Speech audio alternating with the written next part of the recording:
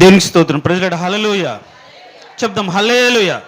రెండు చేతులు చెప్దాం. Praise Lord. హల్లెలూయా. సంతోషంగా చెప్దాం. Praise Lord. హల్లెలూయా. దేవుడు మందిరంలోకి రావాలి అంటే స్తుతుల సింహాసనం వేయాలి, అంతే. ఇశ్రాయేలు చేసే స్తోత్రాల మీద, స్తుతుల మీద ఆయన ఆసీనుడయ్యే దేవుడు. ఆయన మన మధ్యలోకి వస్తే ఆయన మనకు నెమ్మదిని, బలమును,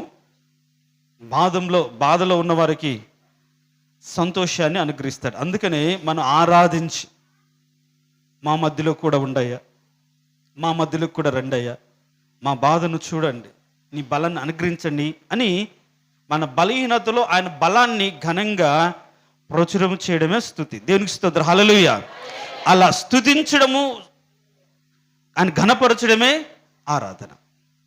కాబట్టి ఆరాధనలో మనం ఉన్నప్పుడు వేవేల పరిశుద్ధులతో నిత్యము స్తుతి గానములతో ఆయన స్తుతించబడుతున్న దేవుడు మన మధ్యలోకి వచ్చి మనం బలపరచున్నట్లుగా మనల్ని మనం దేవునికి అప్పచెప్పుకోవాలి.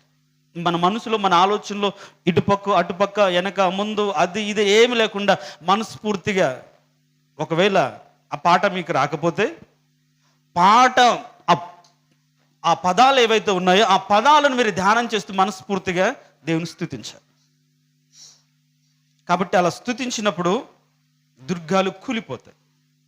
ఎరుకో కోట గోడలు కూల్చడానికి వాళ్ళు ఏ పిరంగులు, ఏ మందుగుండి సామాగ్రి, అణుబాంబులు వేయలేదు. కేవలము కేకలు వేస్తారు, స్తుతించారు. కాబట్టి ఆ స్తుతుల మీదంగా దేవుడు దుర్గాన్ని స్థాపిస్తాడు.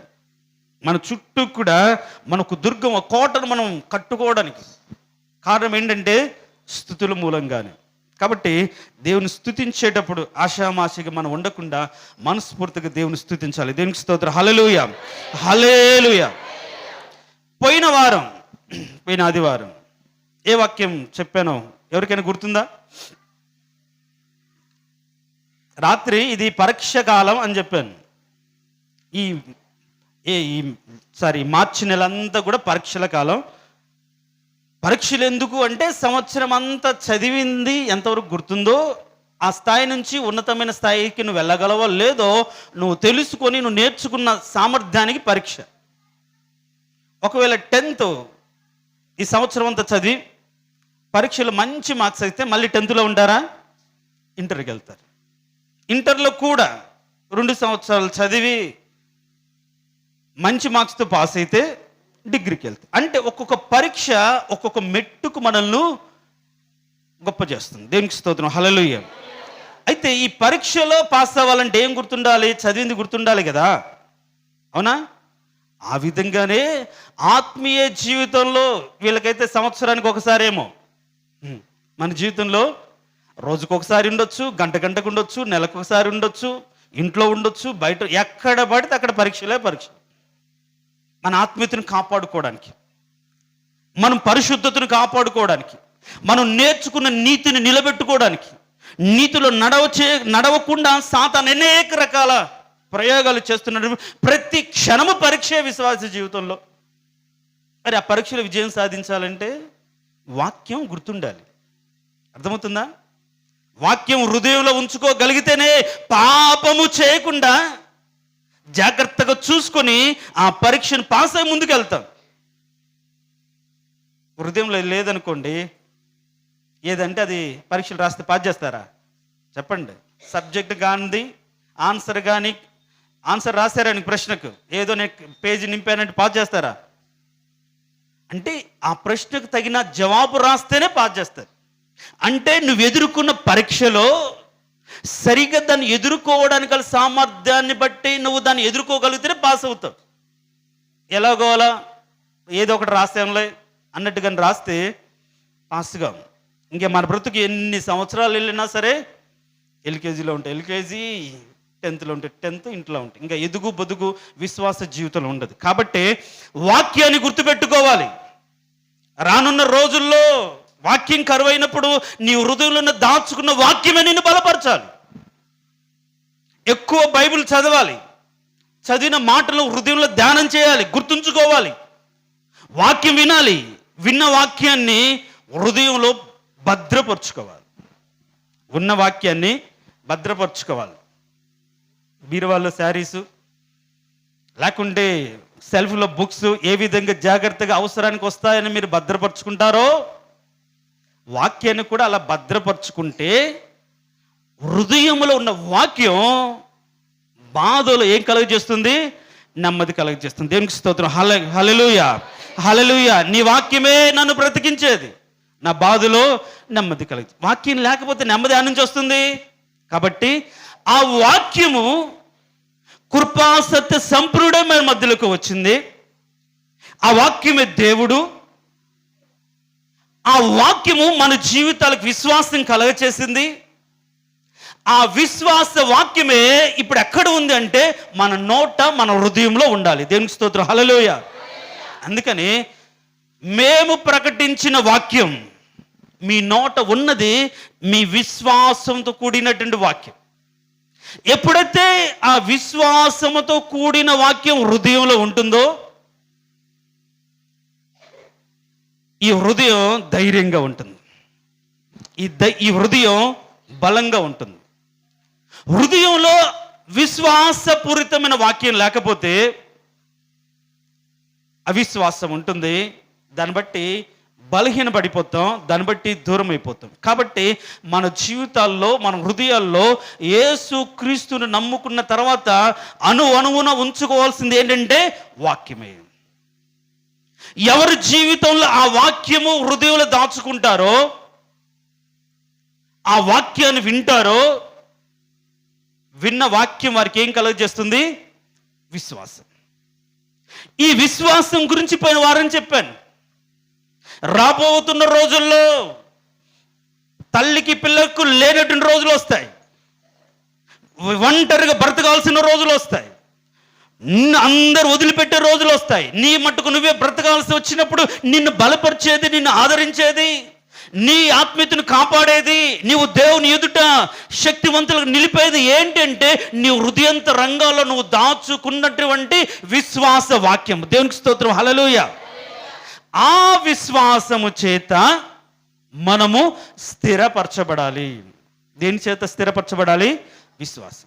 ఈరోజు స్థిరపరచబడాలి అని కోరుకున్న వాళ్ళు మంచి ఉద్యోగం కోసం ప్రయత్నిస్తారు, లేకుంటే మంచి మంచి వ్యాపారాలు చేసి డబ్బును సంపాదిస్తారు. ఏదో ఒక విధంగా ఈ లోకంలో స్థిరపడడానికి, కట్టుకోవడానికి, ఉండడానికి ఏదో ఒక వ్యాపారమో ఉద్యోగం వారికి చేతనైన కష్టార్జితం చేసి ఈ లోకములో ఉండడానికి కావలసిన స్థిరమైన నివాసము, స్థిరమైన స్థితిగతులు కలిగి ఉండడానికి ప్రయత్నిస్తారు. కానీ అయితే ఇది ఈ భూమి ఒకరోజు మిక్కటి వేండ్రతో లయమైపోతుంది. నువ్వు ఒకవేళ 10 అంతస్తుల మేడ కట్టుకున్నా, భూకంపమే రాకుండా రాడార్ టెక్నాలజీస్తో నువ్వు చాలా స్ట్రాంగ్గా కట్టుకున్నా, ఒకరోజు మొత్తం కూడా ఏమైపోతుంది? మిక్కుటమైన వేండ్రంతో, వేగంతో కాలిపోయిపోతుంది. కాబట్టి స్థిరమైన నివాసం ఎక్కడా? పరలోకం. స్థిరమైన నివాసం ఎక్కడ? పరలోకం. ఆ స్థిరమైన నివాసమైన పరలోకంలో ఉండేటట్టుగా మనము ఈ లోకములో విశ్వాసము ద్వారా స్థిరపరచబడాలి. దీని ద్వారా స్థిరపరచబడాలి? విశ్వాసం. అందుకని పౌలు రోమీలకు రాస్తూ అక్కడున్న సంఘానికి, పరిశుద్ధులకు చెప్తూ, మీరు స్థిరపడవలెను, కాబట్టి మంచి ఉద్యోగం చేయండి, బాగా కష్టపడి చదవండి, దాన్ని బట్టి ఉన్నతమైన ఉద్యోగాలు వస్తాయి, ఆ ఉద్యోగాన్ని బట్టి సాఫీగా సాగిపోవచ్చు, బాగా బ్రతకొచ్చు, సంతోషంగా బ్రతకొచ్చు, ఎవరి దగ్గరికి వెళ్లకుండా ఉండొచ్చు అని కాకుండా, ఈ లోకం ఎంతటి స్థిరుడైనా సరే ఒట్టి ఊపిరి వలె ఉన్నాడు, ఎంత సంపాదించుకున్నా ఏమీ తీసుకొని పోలేము. కాబట్టి మీరు ఈ లోక సంబంధమైన డబ్బు, ధనాన్ని బట్టి మిమ్మల్ని మీరు స్థిరపరచుకోకుండా, నాకేం డబ్బు ఉంది, నాకేం ఉద్యోగం ఉంది, నాకేం అనే ఆలోచన బట్టి మీరు స్థిరపరచబడకుండా, మీరు దేవుని యందలి విశ్వాసము చేత స్థిరపరచబడాలి. దేవునికి స్తోత్రం. హల్లెలూయా. దేని చేత స్థిరపరచబడాలి? విశ్వాసం చేత. మీరు స్థిరపరచబడాలి ఒకరి విశ్వాసం చేత అనే దానికి ముందు నీకును నాకును కలిగిన విశ్వాసం చేత అంటాడు. అంటే ఎవరి విశ్వాసమే వారిని స్థిరపరుస్తుంది. అవునా కదా? అందుకని నీకు విశ్వాసం ఇంతదైతే నీ నమ్మకం, నీ జీవితంలో ఇన్నే కార్యాలు జరుగుతాయి. ఒకవేళ విశ్వాసం ఇంత గొప్పది, నీ నమ్మకం ఇంత పెద్దది అయితే అన్ని కార్యాలు దేవుడు జరిగిస్తాడు. సో నీ హృదయాంతరంగాలో అనువనువును నింపుకొని బ్రతకాల్సిందే అంటే విశ్వాసంతోనే. విశ్వాసాన్ని బట్టి కార్యాలు, విశ్వాసాన్ని బట్టి స్వస్థతలు, విశ్వాసాన్ని బట్టి బలము, విశ్వాసాన్ని బట్టి జయించే శక్తి, విశ్వాసాన్ని బట్టి ఏ స్థితిలో అయినా సరే పడిపోకుండా నిన్ను నీవు కాపాడుకోగలిగినటువంటి అభ్యున్నతమైనటువంటి బలం నువ్వు సంపాదించుకోగలుగుతావు. అందుకనే శిష్యులు కూడా వచ్చాయా మా విశ్వాసాన్ని అభివృద్ధి పరచు అన్నప్పుడు ఆయన అంటాడు, ఆవగింజంత విశ్వాసం ఉంటే చాలు అంటాడు. ఆవగింజ అంటే మనకి ఇంట్లో ఆవాలు తెలుసు కదా, చాలా సన్నగా ఉంటాయి. అవే అయితే ఆవ చెట్లు ఇంత పెద్ద పెరుగుతాయా? కాదు. రావి చెట్లు తెలుసా? రావి చెట్లు, మర్రి చెట్లు, రావి చెట్లు, వాటికి విత్తనాలు ఎంత సన్నగా ఉంటాయి? చాలా సన్నగా ఉంటాయి. కానీ ఆ చెట్టు ఎంత పెద్దది, ఎంత బలంగా ఉంటుంది, దాని ఊడలు కానీ ఆ చెట్టు అది పెరిగినప్పుడు. అందుకని ఆవగింజంత విశ్వాసం ఉంటే చాలు. అంటే నాకు ఇంత విశ్వాసం ఉంది కాబట్టి ఎన్ని కార్యాలు చేయడంటే చేయడు. అంటే నీ విశ్వాసం మొదట కొద్దిదైనా అక్కడ రాయబడి అనమాట, అది ఎదిగినప్పుడు, అది పెరిగినప్పుడు ఏమవుతుంది? అది పెరగాలి. విశ్వాసం సన్న గింజే కానీ భూమిలో ఉండి భూమిని చీల్చుకొని పరిస్థితులకు భయపడకుండా ఆ మట్టి నేలను తొలుచుకొని అది పెరిగినప్పుడు, పైకి వచ్చిన గురుత్వాకర్షణ శక్తికి లోపడకుండా ఆయన వైపు ఏపుగా పెరిగినప్పుడు అదేమవుతుందంటే ఒకరోజు విస్తరించబడి అనేక పక్షులకు నివాసయోగ్యంగా మార్చబడి. అంటే విశ్వాసాన్ని మనము పెంచుకోవాలి. అందుకనే పోయిన వారం చెప్తూ విశ్వాసం ద్వారా ఏం కలుగుతుందంటే అంతకంతకు విశ్వాసం కలుగుతుందని చెప్పాను. విశ్వాసం ద్వారా అంతకంతకు విశ్వాసం. మరి నీ విశ్వాసం ద్వారా ఎంత విశ్వాసం ఉంది? అంతకంతకు దిగజారిపోయే విశ్వాసమా, లేకుంటే అంతకంతకు నీ విశ్వాసం పెరుగుతుందా? చెట్టుతో ఎందుకు పోల్చడానికంటే చెట్టు తను బ్రతికినంతకాలం పెరుగుతూనే ఉంటుంది. దానికి ఒక సర్టన్ టైం అంటూ ఉండదు. అంటే ఇంతకాలం మనుషులకు, జంతువులకు ఒక లిమిట్, ఒక ఏజ్ వరకు పెరుగుతారు, తర్వాత పెరుగుదల ఆగిపోతుంది. కానీ చెట్టు అలా ఉండదు. అది భూమి మీద బ్రతికినంత కాలం ఏపుగా పెరుగుతూనే ఉంటుంది. ఎటు పెరుగుతుంది? ఆకాశం వైపు పెరుగుతుంది. ఈ భూమి చుట్టూ ఏముంటుందంటే గురుత్వాకర్షణ శక్తి ఉంటుంది. అందుకనే మీరు ఏదైనా ఒక వస్తువు పైకేస్తే మనం అనుకుంటాం అక్కడ నిలబడడానికి ఛాన్స్ లేక కాబట్టి పడిపోయింది అనుకుంటాం. కాదు, భూమి దాన్ని ఆకర్షించుకుంటుంది కాబట్టి పడిపోతుంది. కాస్త మీరు పైకి వెళ్ళారనుకోండి, అదే అంతరిక్షం, అక్కడ స్పేస్ వాక్ అంటారు. అక్కడ ఆ వైపు వెళ్ళిన తర్వాత ఈ గురుత్వాకర్షణ శక్తి లేని ప్రదేశంలోకి వెళ్తే గాలిలో కూడా మనుషులు నడుస్తారు. దాన్ని స్పేస్ వాక్ అంటారు. అక్కడ శూన్యములో కారణం ఏంటి? అక్కడ ఈ గురుత్వాకర్షణ శక్తి లేదు కాబట్టి నిలబడగలుగుతున్నారు. కాబట్టి వీటిని తట్టుకొని పెరిగే విశ్వాసం ఎవరి జీవితాల్లో ఉంటుందో వారే అన్నిటిని తట్టుకొని దేవునికి నామ మహిమార్థమే బ్రతుకుతారు. అలాంటి విశ్వాసమే వారికి ఎలాంటి స్థితిలోనైనా సరే బలాన్ని చేకూరుస్తుంది. దేవునికి స్తోత్రం, హల్లెలూయా. అయితే మనం దేవుని నమ్మిన తర్వాత సమస్యలు రాకుండా పోవు, కష్టాలు రాకుండా పోవు, బాధలు రాకుండా పోవు. ఒకవేళ నువ్వు యేసుక్రీస్తుని నమ్ముకుంటే నీకు ఏ బాధ ఉండదు, ఏ కష్టం రాదు, అన్ని సుఖాలంటే అది దుర్బోధ, కరెక్ట్ కాదు. సమస్యలు వస్తాయి, వాటన్నిటి నుంచి ఆయన కాపాడుతాడు అని చెప్పడమే నిజమైన బోధ. ఏది రాకుండా ఉండదు. వాక్యానుసారంగా చూస్తే బైబిల్లో ఏ పరిశుద్ధుడైనా సరే సమస్యలు, బాధలు, ఇరుకు లేకుండా సుఖపడిన సందర్భాలు ఏమీ లేవు. ఒకవేళ ఆయన నమ్ముకోవడానికి కారణం ఆయన దగ్గర నెమ్మది పొందుకోవడానికేమో కావచ్చు. అయినా సరే నీ బాధలు ఆయన నెమ్మది కలిగించడానికి, నీ కలిగిన శ్రమలు ఆయన నీకు తోడుగా ఉంచుతాడు. దాన్ని బట్టి నేను నెమ్మది పొందుకోవచ్చు. కాబట్టి ఆయన నమ్మిన ప్రజలకు కొన్నిసార్లు బాధలు, కష్టాలు, ఇరుకులు వస్తాయి. అయితే ఈ కష్టాలు వచ్చినప్పుడు, ఈ బాధలు కలిగినప్పుడు ఒక వ్యక్తిలో అతని కలిగి ఉన్న విశ్వాసమే దేవుని యొద్దకు వచ్చేటట్లుగా చేస్తుంది. అతని కలిగిన విశ్వాసమే సరాసరి దేవుడే తన ఇంటికి వచ్చేటట్టుగా చేస్తుంది. దేవునికి స్తోత్రం. హల్లెలూయా చెప్దాం. హల్లెలూయా. నా మాటలు అర్థమవుతున్నాయి అనుకుంటాను. నీ బాధలో, నీ దరిద్రతలో, నీ కన్నీళ్ళలో, నీ దుఃఖంలో నీకు కలిగిన విశ్వాసము నిన్ను దేవుని యొద్దకు తీసుకెళ్తుంది. ఆయన నీ యొద్దకు తీసుకొస్తుంది. నువ్వు ఆయన యొద్దకు వచ్చినా, ఆయన నీ యొద్దకు వస్తేనే దేవుడు నీ జీవితంలో కార్యం జరిగిస్తాడు. ఒక మాట చెప్పనా, ఏదో పొందుకోవాలని మోయాబుకి వెళ్ళింది. ఎవరు? నయోమి కుటుంబం. వాళ్ళు భర్తలు పోగొట్టుకున్నారు, 3 రాళ్ళు అయిపోయారు. కానీ దేవుడు ఎవరిని దర్శించాడు? మోయాబుని దర్శించాడా, బెత్లెహేము దర్శించాడా? చెప్పండి. అరే వాళ్ళు బాధలు ఉన్నారు, అక్కడికి వెళ్ళాడా దేవుడు? ఇది నా ప్రజలు, ఇక్కడ ఉండాలి అని ఎవరిని దర్శించాడు? బెత్లెహేమునే దర్శించాడు. అర్థమవుతుందా? కాబట్టి బెత్లెహేమునే ఒకవేళ కాస్త లేట్ అవుతుందేమో, కానీ ఆయన దర్శించేది మాత్రం, ఆయన సన్నిధి ఉంచేది మాత్రం, ఆయనకు అనుదృష్టి ఉండేది మాత్రం బెత్లెహేములోనే, సంఘంలోనే. ఒకవేళ లోకంలోకి వెళ్ళి ఎక్కడెక్కడో ఏదేదో సంపాదించుకుని ఎక్కడెక్కడ తిరిగి అక్కడ నువ్వు బాధలు ఉంటే అక్కడికి రాడు దేవుడు. నువ్వు రా, నీ స్థితిని వదిలిపెట్టి ఆయన దర్శించు స్థలంలోకి వస్తే దేవుడు నిన్ను దర్శిస్తాడు. దేవునికి చిత్తం అది, దేవుని యొక్క ఉద్దేశం అది, దర్శించు స్థలం. అయితే ఒకవేళ నీవున్న స్థితిలో, నీవున్న పడిన స్థితిలో దేవుడు నీ యొద్దకు తీసుకురాగలిగేది ఏంటంటే నీ విశ్వాసం. దేవుణ్ణి నీ యొద్దకు తీసుకురాగలిగేది నీ విశ్వాసం. అలా తమకున్న విశ్వాసము ద్వారా వారి జీవితాల్లో కొద్ది విశ్వాసమే ఉన్నా, దేవుని మీద ఉన్న నమ్మకాన్ని బట్టి విశ్వాసము ద్వారా అంతకంతకు విశ్వాసం పెరుగుతుందని చెప్పుకున్నాం పోయిన వారంలో కూడా. యాయిరు జీవితాలు అభివృద్ధి పరచడానికి దేవుడు ఈ 12 ఏళ్ళ నుంచి రక్తస్రావం గల స్త్రీని వాడుకున్నట్టుగా, ఆ విశ్వాసం ద్వారా ఈయన విశ్వాసం అభివృద్ధి పొందినట్టుగా విశ్వాసం అభివృద్ధి పొందుతూనే ఉంటుంది.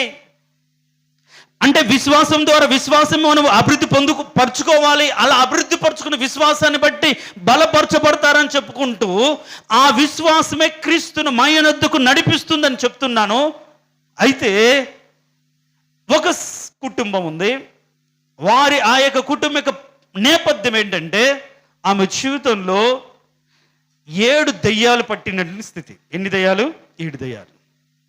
కాబట్టి ఆ దెయ్యం పట్టిన దాన్ని బట్టి మనం చూస్తాం, ఇంట్లో సరిగ్గా ఉండేది కాదేమో, ఎక్కడెక్కడో తిరిగేది, ఏ పాపిష్టి పనులు చేస్తుండేది. దాన్ని బట్టి ఆమెకు పాపాత్మురాలైన స్త్రీ అని పేరు పెట్టాడు. ఈమె పాడైపోయింది, ఈమె బ్రతుకు పాడైపోయింది కాబట్టి కాకుండా అనేకులు పాడు చేసేది అన్నట్టుగా ఆమె బ్రతుకులో పేరు పోయి, ఆమె ప్రవృత్తి, ఆమె చేస్తున్న వృత్తిని బట్టి, తిరుగుతున్న విధానాన్ని బట్టి ఒక పేరు పాపాత్మురాలు అని ముద్రపడిపోయిన స్థితిలో ఉంటున్నప్పుడు, ఒకరోజు దేవుడు ఆమె దేవుని దగ్గరికి వచ్చి, యేసుక్రీస్తు దగ్గరికి వచ్చి, తన పాపములను బట్టి పశ్చాత్తాపపడి క్షమాపణ పొందుకొని, దేవుని వలన నెమ్మదిని పొందుకొని సమాధానం పొందుకున్నట్టుగా మనం చూస్తాం. దేనికి స్తోత్రం. హల్లెలూయా. దేవుని వలన కలిగే సమాధానం అంటే ఏంటి? నేను ఆ మాట ధ్యానం చేసినప్పుడు, ఇక్కడ ఇందాక ఉన్నప్పుడు, నువ్వు సమాధానం గలవాయలవై ఇల్లు అని మరియతో దేవుడు అంటాడు, యేసుక్రీస్తు అంటాడు. అంటే ఏంటి దాని అర్థం? అంటే అప్పుడు దేవుడు నాకు జ్ఞాపకం చేసిన మాట ఏంటంటే, సుమియోను కూడా ఒక మాట వాడతాడు, దేవా నాదా ఇప్పుడు నీ దాసులను సమాధానముతో నీవు పోనిచ్చుచున్నావు. అంటే ఏంటి దాని అర్థం? దాని కింద, నీవు కలగ చేసిన రక్షణ నేను కన్నులారా నేను చూస్తున్నాను. అంటే దేవుడు కలిగించే సమాధానం ఏంటంటే, ఆయన అనుగ్రహించే రక్షణను కలిగి బ్రతకడం. దేవునికి స్తోత్రం. హల్లెలూయా. అంటే పాపాత్మురాలైనటువంటి ఆమె జీవితంలో యేసుక్రీస్తు యొద్దకు వచ్చిన దానిని బట్టి ఆమె జీవితంలో సమాధానం వచ్చింది, అంటే రక్షణ వచ్చింది. క్రీస్తుని కలిగి ఉండే కృప ఆమె పొందుకోగలిగింది. ఆమె మాత్రమే కాకుండా తన యొక్క సహోదరిని మార్త, తన తమ్ముడిని లాజరు కూడా, ఆ కుటుంబం దైవికమైన సమాధానంతో బ్రతుకుతూ ఉన్నారు. పాపాన్ని వదిలిపెట్టేశారు, పాపిష్టి జీవితాన్ని వదిలిపెట్టేశారు. ఆయన ఆ దయ్యంను కూడా ఆమె నుంచి వదిలిగొట్టేశాడు. కాబట్టి ఈమె స్వస్థ బుద్ధి కలిగినదా, ఇంకా పాపం జోలికి పోకుండా దేవునికి సన్నిధిని వెతుక్కుంటూ ఆయన కృప కోసం కనిపెట్టుకుంటూ ఆయన ఉంచిపోయిన అడుగుజాడలో బ్రతుకుతూ ఉన్న రోజుల్లో ఒకరోజు తన తమ్ముడు అయినటువంటి లాజరు ఏమయ్యాడంటే చావడానికి సిద్ధంగా ఉన్నాడు. వెంటనే వీళ్ళు ఏం చేశారంటే యేసుక్రీస్తు యెరూషలేము దగ్గరలో ఉన్నాడు అనుకొని ఏం చేశారంటే పంపించారు. అయ్యా అక్కడ రాయబడిన ఒక మాట చూద్దాం, చూడండి. యోహాను సువార్త 11వ అధ్యాయం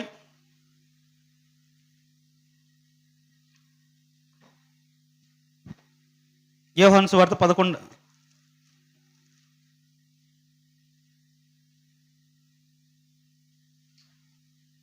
అధ్యాయం 3వ వచనం. అతని అక్కా చెల్లెండ్రు, ప్రభువా ఇదిగో నీవు ప్రేమించువాడు రోగి అయి ఉన్నాడు అని ఆయన యొద్దకు వర్తమానము పంపెను. చూడండి, ఇక్కడ నేను చెప్పాలనుకున్న అతి శ్రేష్టమైన మాట ఏంటంటే, దేవుడు ఒక కుటుంబాన్ని ఎప్పుడు ప్రేమిస్తాడు? అదేంటయ్యా, ఆయన ప్రేమమయుడు కదా, దేవుడు లోకమును ఎంతో ప్రేమించాడు కాబట్టే కదా ఆయన తన ప్రాణమును పెట్టి పాపం నుంచి మనం విడిపించాడు అని మనం అనుకుంటాం. మేము ఓకే, కరెక్టే. ఆయన ప్రేమను బట్టి ఈ లోకానికి వచ్చి ఆయన విడుదల కార్యం జరిగించి పాపం నుంచి విడిపించాడేమో. కానీ నిజంగా ఆయన ఒకరిని ప్రేమిస్తే ఆయన వారి ఇంటికి వస్తాడు. దేవునికి స్తోత్రం, హల్లెలూయా చెప్తాం, ప్రైజ్ లార్డ్, హల్లెలూయా. సర్వ మానవాళి పాపానికి కోసం విమోచనార్థం ఆయన దిగి వచ్చిన దేవుడే. అందరూ కూడా ఏ ఒక్కరు కూడా నశించకుండా తన రక్తాన్ని చిందించిన దేవుడే, నలగొట్టబడిన వాడే, రక్తము చిందించి పాపం నుంచి అందరిని విడిపించిన వాడే. అయినప్పటికీ ఆయన ఎవరినైతే నిజంగా ప్రేమిస్తాడో వారి యొద్దకు వచ్చే దేవుడు. ఇప్పుడు ఆయన లోకమును ప్రేమించినప్పుడు ఆయన ప్రతి కుటుంబం దగ్గరికి రావాలి. మనం బైబిల్లో చూస్తాం, ఆయన వెతుక్కుంటూ వెళ్ళిన జనాలు ఉన్నారు, ఆయన వెతుక్కుంటూ వెళ్ళిన జనాలు ఉన్నారు. అరణ్యములో ఉంటే అరణ్యంలోకి వెళ్ళారు, కొండల్లో ఉంటే కొండల దగ్గరికి వెళ్ళాడు, పట్టణంలో ఉంటే పట్టణం, ఎక్కడ ఆయన ఉంటే అక్కడికి వెళ్ళారు. కొన్ని సందర్భాల్లో ఆయన కూడా అడిగిన వారి ఇంటికి వెళ్ళాడు, పిలిచిన వారికి ఇంటికి వెళ్ళాడు. అయితే పిలిచిన వారి ఇంటికి వెళ్ళిన సందర్భాల్లో వారు పొందుకున్నది ఏమీ లేదు. పరిసయుడు తన ఇంటికి పిలిచాడు యేసుప్రభును. మరి పరిసయుడు నెమ్మది పొందుకున్నాడా? పాపాత్మురాలైన స్త్రీ అని మరీ నెమ్మది పొందుకుందా? చెప్పండి. అంటే యేసుక్రీస్తుని ఇంటికి పిలిచినంత మాత్రాన కాదు.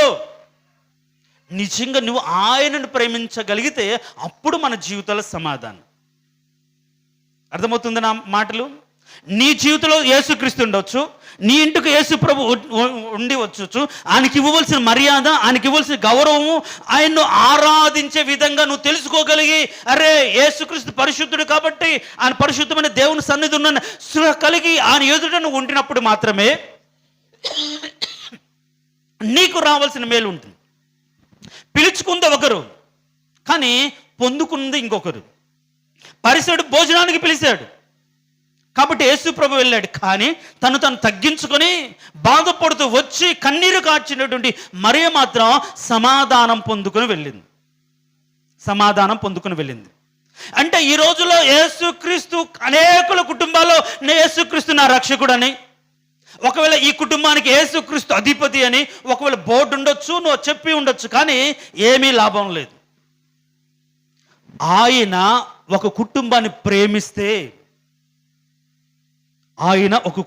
ప్రేమిస్తే ఏం జరుగుతుందో ఈరోజు మీకు చెప్పాలనుకుంటున్నాను. ఇప్పుడు ఆయన ప్రేమించే విధంగా మనం ఎలా ఉండాలి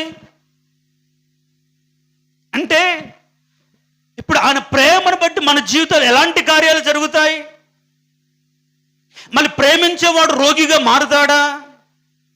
ఇలాంటి ప్రశ్నలు అనేకమైనవి ఇక్కడ ఉన్నాయి. కానీ నేను చాలా సింపుల్గా ఏమని చెప్తానంటే, ఇప్పుడు ఆయన నీవు ప్రేమించేవాడు అంటే దేవుడు ఒక కుటుంబాన్ని ప్రేమించాడు.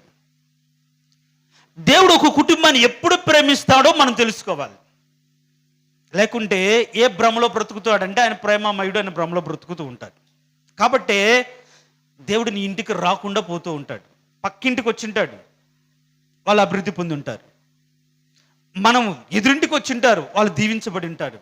అదేంటి ప్రభా, ఆ ఇంటికి వచ్చావు, ఈ ఇంటికి వచ్చావు, నీ ఇంటికి నా ఇంటికి రాలేదంటే నీవు నన్ను ప్రేమించట్లేదు. నువ్వు ప్రేమించాలి, ఆయన నిన్ను ప్రేమించాలి. ఆయన ప్రేమించువాడు ఆయన ఎవరిని ప్రేమిస్తాడు? బైబిల్లో చాలా స్పష్టంగా ఉంది. ఏంటంటే, లోకమునైనను లోకములో ఉన్నవాయనను మీరు ప్రేమించుకుడి, ఎవడైనను లోకమును ప్రేమించిన ఎడల తండ్రి ప్రేమ వానిలో ఉండదు అని ఉంది. దేవునికి స్తోత్రం, హల్లెలూయా. ఇప్పుడు దేవుడు మనల్ని ప్రేమించాలి అంటే మనం దేనిని ప్రేమించకూడదు? లోకాన్ని ప్రేమించకూడదు. దేవుడు మనల్ని ప్రేమించాలి అంటే లోకాన్ని ప్రేమించకూడదు. అంటే నేను లోకాన్ని ప్రేమించట్లేదు కదా అనుకోవచ్చు. లోకములో ఉన్నదంతయు నేత్రాశ, శరీరాశ, జీవపుటంబం. అంటే నువ్వు నేత్రాశను బట్టి, కోరుకున్నదంతా చూసిందంతా కావాలనే ఆశను బట్టి, నీకున్న దాన్ని బట్టి, శరీర ఇచ్చలు నెరవేర్చుకోవడానికి సంపాదించుకోవాలి కోరికలు బట్టి, దేవుడు నీ హెచ్చించిన దాన్ని బట్టి, గర్వాన్ని బట్టి నువ్వు దేవుని ప్రేమను సంపాదించుకోలేవు. దేవుడు నిన్ను ప్రేమించాడు. నాకేమండి, దేవుడు నాకు ఉన్నతమైన స్థితి ఇచ్చాడని ఒకవేళ ఈరోజు నువ్వు బాగున్న స్థితిని బట్టి, నీకు వచ్చిన డబ్బును బట్టి, నీకు కలిగిన బట్టి ఇది దేవుడు వలన కలిగిందని నువ్వు చెప్పుకోవచ్చేమో, కానీ దేవుని ప్రేమ అయితే నీ దగ్గర ఉండదు, నీ మీద ఉండదు. దేవుని ప్రేమ ఉండదు. ఎందుకు ఉండదు అంటే, నువ్వు దేవుణ్ణి కాకుండా లోకాన్ని ప్రేమిస్తున్నావు. నువ్వు దేవుణ్ణి కాకుండా నీ శరీరాశను బట్టి నడుచుకుంటున్నావు. ఇప్పుడు దేవుడు ఏం చేస్తాడంటే, తను ప్రేమించే వారికి వారి యొక్క బలహీనతలు ఏంటో చెప్తాడు. ఏం చెప్తాడు? ఎవరినైతే ఆయన ప్రేమిస్తాడో, బాగా వినండి, ఎవరినైతే ఆయన ప్రేమిస్తాడో వారి యొక్క బలహీనతల గురించి చెప్తాడు. మీరు కానీ మార్కు సువార్త 10వ అధ్యాయంలో కానీ మీరు చూడాల్సిన అవసరం లేదు. అక్కడ ఒక ధనవంతుడు పరిగెత్తుకుంటూ వచ్చి, బోధకుడు నిత్య జీవం పొందడానికి నేనేం చేయాలంటే ఆయన అన్నీ చెప్తే, ఇవన్నీ చిన్నప్పటి నుంచే పాటిస్తున్నాను అంటే, అప్పుడు అక్కడ రాయబడిన మాట, యేసు అతన్ని ప్రేమించి అని రాయబడింది. దేనిని బట్టి? సరే, అతని క్రియలు చేసిన దాన్ని బట్టి మంచి, కానీ ప్రేమించి ఏమని చెప్పాడు? అయ్యా నువ్వు కరెక్ట్, ఇదే గరా అనలేదు. అతను ప్రేమించి, అయినా నీకు ఒకటి కొదవుగా ఉంది అని చెప్తాడు. నీకున్న డబ్బును బట్టి నువ్వు జరిగిస్తున్నావు, ఆ డబ్బు వదిలిపెట్టి నాతో కూడా రా అంటే, అక్కడ రాయబడిన మాట, అతడు మిక్కిలి ధనవంతుడు కనుక ముఖము చిన్నబుచ్చుకుని వెళ్ళిపోయాను అంటాడు. ఇప్పుడు అతను దేవుని ప్రేమిస్తున్నాడా, సిరిని ప్రేమిస్తున్నాడా? అంటే డబ్బుని ప్రేమిస్తున్నాడా? డబ్బుని ప్రేమ. అందుకని దేవుణ్ణి కాదనుకుని వెళ్ళిపోయాడు. అంటే దేవుడు యేసుక్రీస్తు ఒక వ్యక్తిని ప్రేమిస్తే ఆయన ఏం చేస్తాడంటే, నీ లోపాలేంటో, నీ బలహీనతలు ఏంటో, నీ స్థితి ఏంటో నీకు తెలియజేసినప్పుడు, నువ్వు సరిదిద్దుకున్నప్పుడు దేవుడు నిన్ను ప్రేమిస్తాడు. ఇప్పుడు దేవుడు నిన్ను ప్రేమించాలి అంటే, తండ్రి ప్రేమ నీలో ఉండాలి అంటే, నీ బ్రతుకులు ఏముండాలి? లోకాన్ని నువ్వు ప్రేమించకూడదు. లోక స్నేహము దేవునితో వైరం అని బైబిల్లో ఉంది. దాన్ని బట్టి నువ్వు శత్రువు అయిపోతావు. నువ్వు లోకంలో ఇష్టానుసారంగా పెరిగి ఈడికొచ్చి ప్రభువా అంటే ఎట్లా? దేవుడు ఎందుకు వస్తాడు నీ దగ్గరికి? ఎందుకు చేస్తాడు ఈ బ్రతుకులో కార్యం? లోకంతో స్నేహమా? ఇక్కడికి వచ్చి, అయ్యా నువ్వు ఎంత గొప్పవాడవని అంటావా? అంటే నీకున్న డబ్బు, నీవున్న స్థితిని బట్టి నీకేమి ఇబ్బంది లేకపోతే, ఇది దేవుడి పేరు వాడుకోవడానికి దేవుడు ఇచ్చిందని చెప్పుకుంటావా? దేవుడు అనుకుంటాడు, నువ్వెవడో నాకు తెలియదు. అసలు దేవుని ప్రేమ వాడిలో ఉండదు. దేవుడు వాడిని ప్రేమించాడు. చూడండి, దేవుడు ఒక వ్యక్తిని ప్రేమించాలి అంటే, ఒక కుటుంబాన్ని ప్రేమించాలంటే ఏముండకూడదు? లోకం ఆ కుటుంబంలో ఉండకూడదు.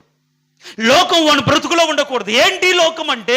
శరీరాశ, నేత్రాశ, జీవపుటంబం. ఇప్పుడు చెప్పండి, నిన్ను దేవుడు ప్రేమిస్తానని గుండె మీద చేసుకుని చెప్పగలవా? ఇంకెందుకు వస్తాడండి మీ ఇంటికి దేవుడు? నువ్వు అడిగితే మాత్రం వస్తాడా?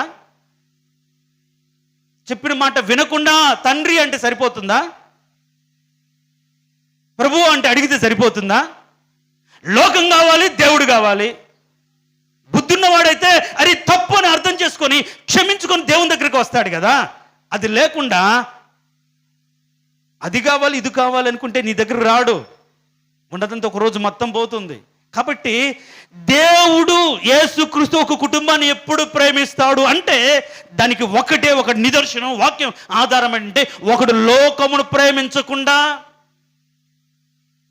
లోకములో ఉన్న దాన్ని ఆశించకుండా దేవుడి యొక్క మాటను గైకున్న వాడిని దేవుడు ప్రేమిస్తాడు. మీరు కానీ యోహాను సువార్త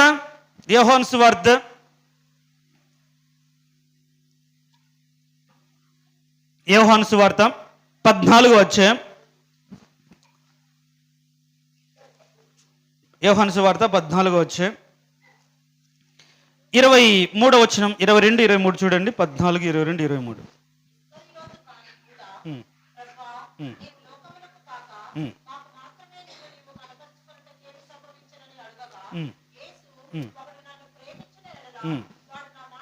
చాలు. ఏమనుంది? దేవుడు అంటే నాకు ప్రేమ ఉంది, నేను మందిరానికి వెళ్తున్నాను, దశంభాగాలు ఇస్తున్నాను, పరిశుద్ధంగా ఉంటున్నాను, నీతిగా బ్రతుకుతున్నాను అని నువ్వు చెప్పుకుంటావేమో. అని అంటాడు, నిజంగా ఒకడు దేవుడిని ప్రేమిస్తే, నన్ను ప్రేమిస్తే ఏం చేస్తాడు? వాడు నా మాటలు గైకొంటాడు, నా మాట వింటాడు. అందుకని మన ఆజ్ఞలను అనుసరించడే ప్రేమ అని బైబిల్లో రాయబడి. అందుకని యోహాను రాసిన మొదటి పత్రికలో ఏమంటాడంటే, దేవుని ప్రేమించలేని వాడు, ఎదుటివాడిని దూషించిన వాడు ఎక్కడ చీకట్లో ఉన్నాడు. నువ్వు దేవుని ప్రేమిస్తున్నానని చెప్పుకొని ఎదుటి వారి పట్ల ద్వేషము, అసూయ అది ఉంటే నువ్వు చీకట్లో ఉన్నవాడివే. దేవుని ప్రేమ నీలో లేదు. నిజంగా నువ్వు దేవుని ప్రేమించిన వాడవైతే, దేవుని చెప్పినట్టుగా, దేవుడు ఉండమన్నట్టుగా, దేవుడు కోరుకున్నట్టుగా, దేవుడు నిన్ను ఏ విధంగా ఉండమంటున్నాడో తెలుసుకొని నువ్వు బ్రతుకుతావు. చాలా మందికి తెలియదు ఏ విధంగా బ్రతకమన్నాడో కూడా. ఇప్పటికి ఎవరిని అడిగితే ఇన్ని సంవత్సరాల జీవితంలో వాక్యానుసారంగా నిన్ను ఎలా విధంగా కట్టుకోవాలో నీకు తెలుసా అంటే ఆన్సర్ జీరో. ఏం తెలియదు. దేనిలో కట్టుకోవాలి? పరిశుద్ధతలో కట్టుకోవాలా? నీతిలో కట్టుకోవాలా? ప్రార్థనలో కట్టుకోవాలా? సమర్పణలు కట్టుకోవాలా? వైరాగ్యంలో కట్టుకోవాలా? ఏ విధంగా తన భక్తి ఏ విధంగా కట్టుకోవాలి ఇప్పటికీ తెలియదు. ఏదో వాక్యానుసారంగా అంటే లోకానుసారంగా వచ్చి వెళ్తూ ఉంటారు. అది కాదు. నిజంగా నువ్వు దేవుని ప్రేమించు వాడవైతే ఏమని ఉందంటే దేవుని మాటలు గైకుంటాడు. ఇప్పుడు ఫర్ ఎగ్జాంపుల్, దేవుడు 100 ఏళ్ల వయసులో అబ్రహాము కొడుకునిచ్చాడు. ఎంత ప్రాణంగా ప్రేమిస్తున్నాడంటే అంత ప్రాణంగా ప్రేమిస్తున్నాడు. ఒకరోజు సడన్గా యేసు ప్రభు మాట్లాడితే ఏమంటాడు? నీవు ప్రేమించు ఇస్సాకుని తీసుకొని మోరియా పర్వతం మీదకి వచ్చి నాకు దహన బలిగా అర్పించు అన్నాడు. ఇప్పుడు దేవుణ్ణి ప్రేమించేవాడైతే దేవుని చేస్తాడు. ఇప్పుడు ఏమన్నాం? ఆయన మాటను గైకొంటాడు అని మాట విన్నాం. ఇప్పుడు దేవుని ప్రేమించేవాడైతే అబ్రహాము ఏం చేయాలి? ఎవరి మాట వినాలి? దేవుని మాట వినాలి. అదే కదా ఇప్పుడు మనం చదువుకున్నాం. దేవుని ప్రేమించువాడు ఒకడు నన్ను ప్రేమించిన ఎడల నా మాట గైకొంటాడు. ఇంకా యోహాను అదే పత్రికలో తండ్రి ప్రేమ, మేము వారితో కూడా వచ్చి నివాసం చేస్తాం. ఎవడైతే నా మాట వింటాడో, నా మాటకు గైకొంటాడో, నేను తండ్రి వచ్చి అతనితో కూడా ఉంటాం. అంటే మనం ప్రేమించిన దాన్ని బట్టే దేవుని యొక్క నివాసం, దేవుని యొక్క సన్నిధి, దేవుని యొక్క కాపుదల మనతో కూడా ఉంటుంది. నువ్వు లోకాన్ని వదిలిపెట్టావు, దేవుని వదిలిపెట్టావు, దేవుడు ఎట్లా వస్తాడు? ఇప్పుడు అబ్రహాము జీవితంలో మనం చూస్తే, నీవు ప్రేమించు నీ కొడుకును తీసుకుని రమ్మంటే, ఇప్పుడు అబ్రహాము దేవుణ్ణి ప్రేమిస్తున్నావు కాబట్టి ఏం తీసుకెళ్ళి వధించాడు. వధించాలనుకున్నాడు, కానీ దేవుడు ఏం చేశాడు? చంపనివ్వలేదు. అంటే ఎప్పుడైతే నువ్వు దేవుని ప్రేమిస్తావో దేవునికి భయపడతావు. అది ఇప్పుడు అబ్రహాము అక్కడ రాయబడిన మాట, ఇందును బట్టి నువ్వు దేవునికి భయపడువాడు అని తెలుస్తుంది. అంటే నువ్వు ఈ యొక్క దేవుని ఎంతగా ప్రేమిస్తావో అంత గౌరవిస్తావు, అంతగా వారి మాటకు లోబడతావు. ఇప్పుడు యవనస్తులైన పిల్లలు ఉన్నారు ఇక్కడ. తల్లిదండ్రులను గౌరవిస్తే, తల్లిదండ్రులు ప్రేమిస్తే వారికి ఎలాంటి మాట రాకుండా తన ప్రవర్తన జాగ్రత్తగా చూసుకుంటారు. ఎవరైతే తల్లిదండ్రుల ప్రేమ ఉంటుందో ఆ ప్రేమ ఒక బాధ్యతను నేర్పుతూ ఉంటుంది.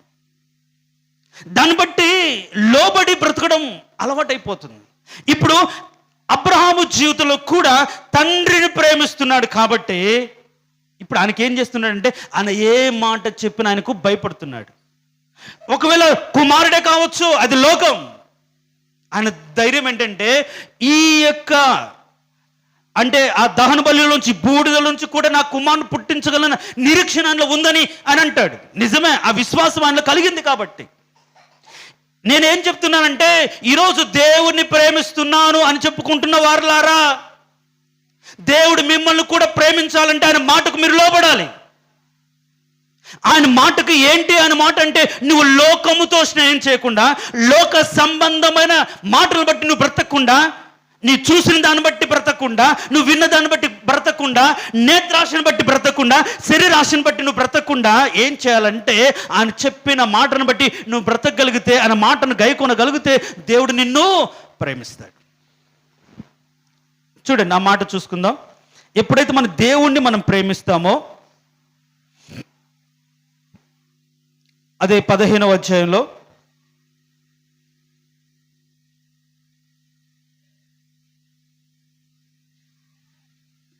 నేను తండ్రి వచ్చి వారితో కూడా ఉంటాం. ఎన్నో వచ్చినామమ్మా? ఎన్నో వచ్చినాం? అది 20. చూడండి, చదవండి ఒకసారి. అప్పుడు నా తండ్రి వానిని ప్రేమించును, మేము వాని యొద్దకు వచ్చి వాని యొద్ద నివాసం చేస్తాం. దేవునికి స్తోత్రం, హల్లెలూయా. ఏమని చెప్తున్నాడు?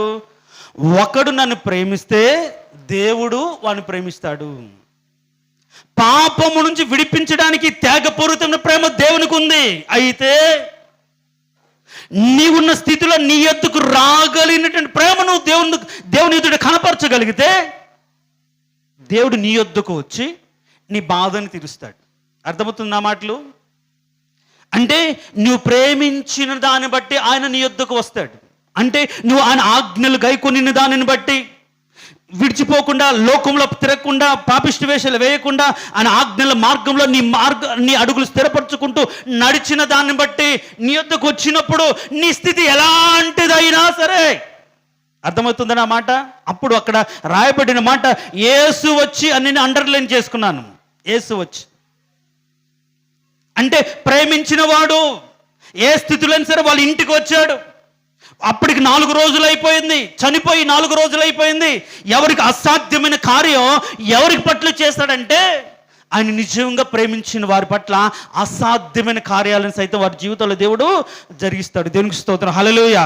నువ్వు ఈరోజు నిజంగా దేవుని ప్రేమించి ఆయన ఆజ్ఞలు గైకొంటే నీ జీవితంలో ఇది అసాధ్యం అనుకున్నావా, దేవుడు దాన్ని సాధ్యపరుస్తాడు. ఇది నీకు రాదు అనుకున్నావా, దేవుడు ఖచ్చితంగా ఆయన వచ్చి దాన్ని నీకు ఇస్తాడు.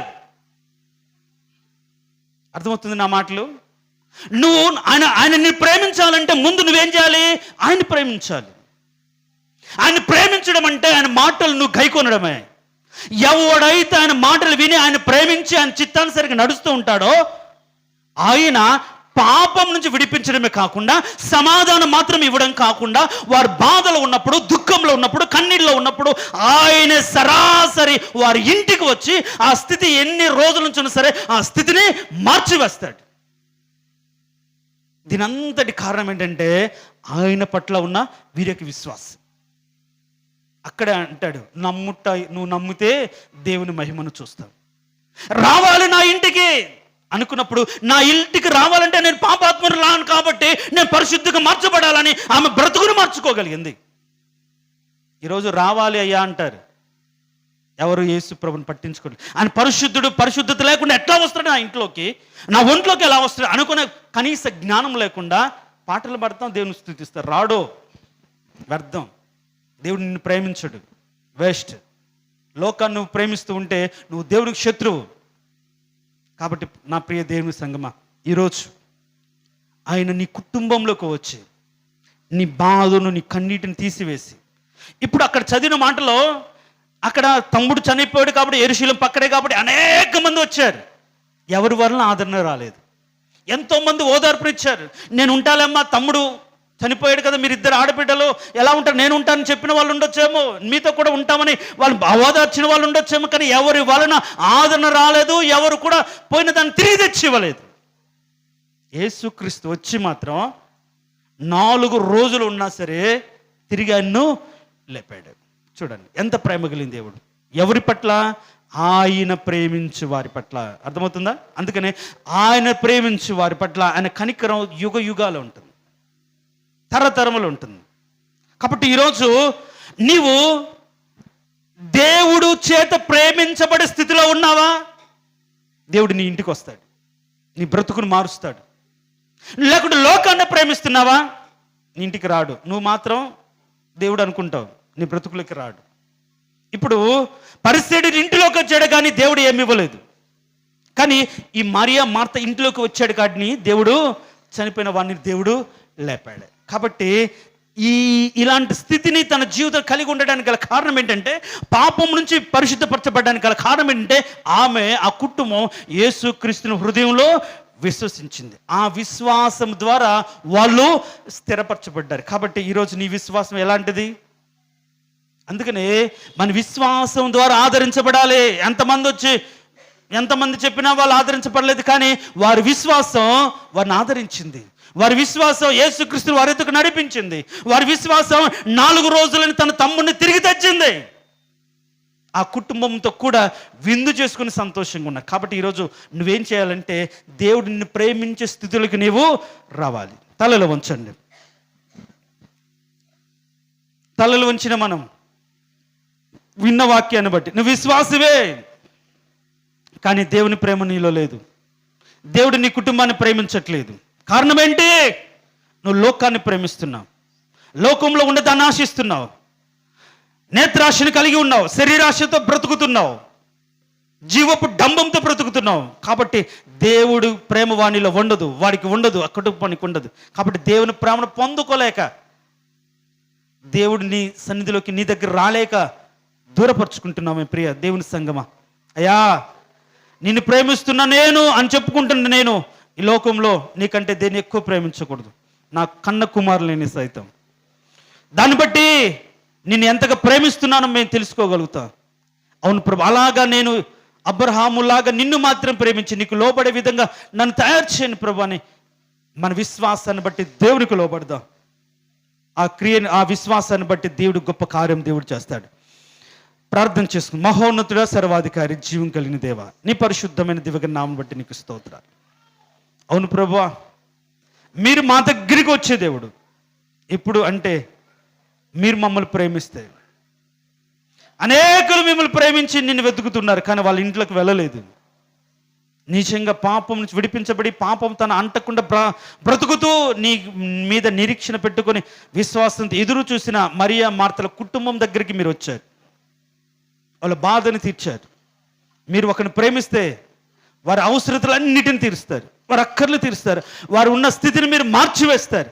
ఆ కుటుంబంలో నిత్యానందం మీరు కలగ చేస్తారు. ఆ విధంగా నీ చేత ప్రేమించబడే స్థితిలోకి మా విశ్వాసం వచ్చినట్లుగా, దానికి తగినట్టుగా ఏ ప్రభువా నీ ఆజ్ఞలు గైకొని విశ్వాసంతో కొనసాగించినట్లుగా శ్రేష్టమైన మంచి నమ్మకమైన విశ్వాసం మాకు దయచేయమని వచ్చిన ప్రతి ఒక్కరు కూడా, దేవా మేము దేవుని ప్రేమిస్తున్నామన్న భ్రమలో ఏం తప్పిపోతున్నారో, ఎలా బ్రతుకుతున్నా పరిశీలించుకోవట్లేదు.